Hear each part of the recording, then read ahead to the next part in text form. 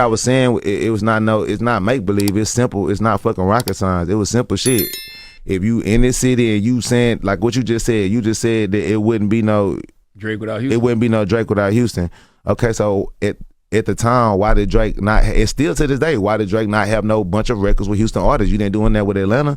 If you love Atlanta, and you got it's 7, 8, 9, 15 artists that you got songs with in Atlanta. Because why? Yeah. Not only does you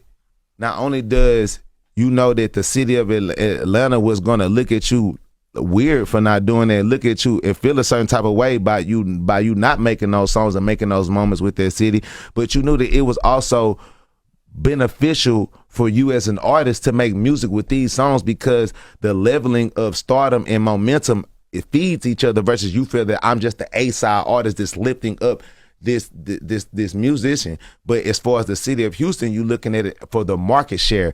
All of these country ass people in Houston, they got all of this land, all these clubs, all these women, all these people in these big ass arenas and events that's going on, but they don't have a large community and representatives of people that are knowledgeable about the music industry, that have resources that can say, hey, y'all been around this artist and you helped them, you was in the studio when they was making that song, you told them to add this and this on the hook, you get a couple writer points for that. Or you was up in there when you made the beat, you supposed to get, okay, y'all was in the, you brought him to Houston and you took him to this club and you took him to this hood and you introduced him to Charlamagne. It's a feature and the song come behind that.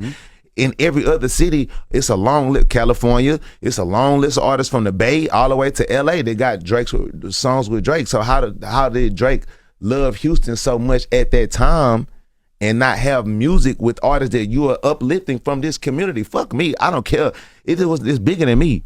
I didn't care about the song with me. A whole lot of sense to me. You know what I'm saying? But what I would like from then to now, Travis Scott is the only rapper that still got a song with Drake. Travis Scott, again, what I just said earlier, it makes sense. It's an equal trade. It's not necessarily like, oh, bro, I'm helping Houston and changing your life and changing your career.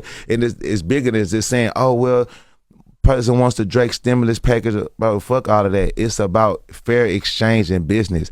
If you are using the lineage and the culture of somebody's city or somebody's hometown and backyard, do something that helps not yourself and your more of your notoriety for your own benefit with the ladies and the people in the city. Do something that actually makes the economy of that city and music and musicians bigger and greater. So therefore, we can have Rolling Loud in Houston. We can have more young artists performing on bigger platforms, Jimmy Fallon and Jay Leno and all this other shit, because an artist of this magnitude is living in our backyard. That's all I was saying. Not just for me, just for anybody. Literally living. Hey man, welcome back to another episode of Exclusive Media TV. As always, I'm Freon, and I'm here to give you the latest exclusive media content. So let's get right to it. Sauce Walka, man. Hey, shout out Sauce Walka, man. Entrepreneur, a legend in the city of Houston. He has a successful record label, put a bunch of artists on, stands up for the culture in the city of Houston, so shout out to that man. Also, shout out to the Breakfast Club, they brought him on, to do an interview and stuff like that. So shout out Charlamagne, shout out DJ Envy, and shout out Jess Hilarious. And before I get into the segment, shout out Drake, you know what I'm saying? So, Drake is an A-list artist, he's a legend, he's probably going down in the Musical Hall of Fame. So shout out to Drake, man, before I speak on this topic. So let's get to it though. So Sauce Walka went on the Breakfast Club and he basically speaked on the issues he had with Drake, like 10 years ago. If you're not familiar, I believe around 2015, 2016, Sauce Walka had a song called Too Legit to Quit It, which was one of the biggest songs, not just in Houston, but in the rap game in that year. And I believe Drake supposed to have hopped on the remix, and he never did. So he never kept his word. So, Sauce spoke on it and basically called him a culture vulture back then.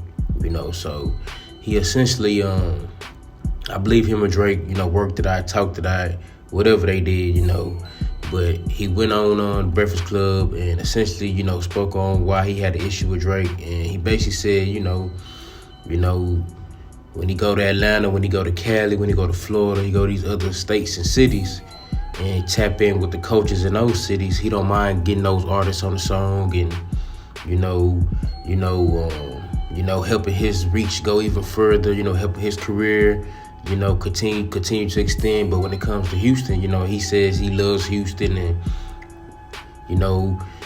he got much love for Houston, and he also got put on in Houston, to kind of put that out there, But when it comes to Houston, Sauce Walka said, he pretty much don't show the same love as far as like doing music and stuff like that with Houston artists. Now, I know it's gonna be people that say, oh, well, maybe he's not a fan of just, the Houston rappers and stuff like that. But at the end of the day, when the man first came out, he was referencing a lot of Houston stuff. He even redid the June 27th, song and stuff like that. So I feel Sauce Walka on that. Why not reach back and, tap in with the artists in the city that you claim that you love, and also that has helped you, gain the success you had. Now, I'm not saying Houston is solely the city for the success that he's having, but we was one of the first cities to even embrace him and, support him and get behind him. I want to say Houston and New Orleans, because obviously his ties to Lil Wayne and Cash Money and Young Money. But Houston was one of the first cities that definitely supported him and stuff like that. So the things that Sauce Walka is saying in that video is 100% legitimate, bro. When he go to other cities, he's going to reach out and tap in with those artists. But when it comes to Houston, it's just like, we don't get the same love in return. Now, I do believe he has a house out here and stuff like that, so that's live, we appreciate that. But at the same time, bro, like, you really got to tap into the community and really tap in with these younger artists, man. And I don't want to say help them, but just, like the rising stars in the city, you know what I'm saying? Just meet them.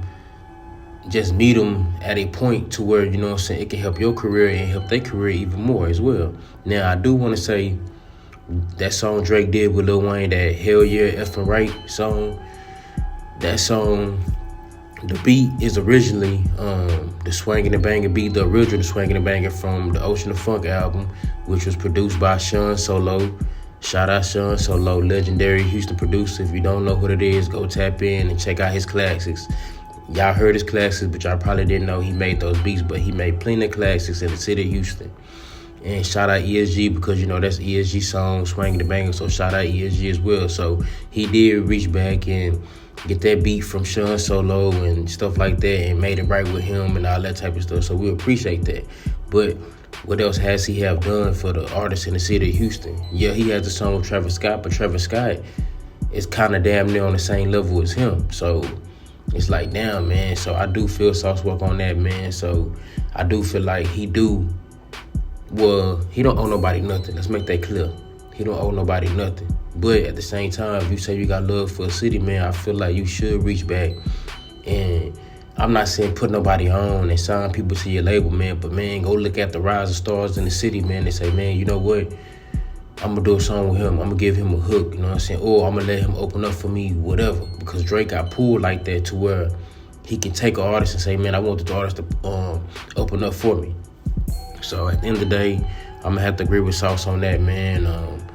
Not saying Drake a bad person, but I've been saying the same thing for years, bro. A lot of people in the city of Houston been saying the same thing for years, man. So hopefully, we can get more collaborations, man. And like, I ain't just talking about the Screwed Up Click artists, Swisher House, Scarface, Willie D, and Zero. Like, I'm not talking about them artists. I mean, that'll be live too, but I'm talking about the artists that's coming up. You know what I'm saying? You can definitely shine more light on the city. If he could. If not, oh well, it is what it is. He don't owe nobody nothing. But at the end of the day, man, the facts are the facts, man. He ain't got a bunch of songs with Houston artists. And I know people gonna say Bun B. Bun B is from Port Arthur. I mean, he do got ties to Houston, but he's from Port Arthur, man. We talking about somebody that's born and raised in Houston, Texas, that grew up on these streets out here, man. So at the end of the day, hopefully we can get it one day. But if not, it is what it is, man. But hey, like I always say, man, if you like the content, like, subscribe, and comment. That way I can get more of this content out to you guys, man. And as always, appreciate y'all for tapping in 100.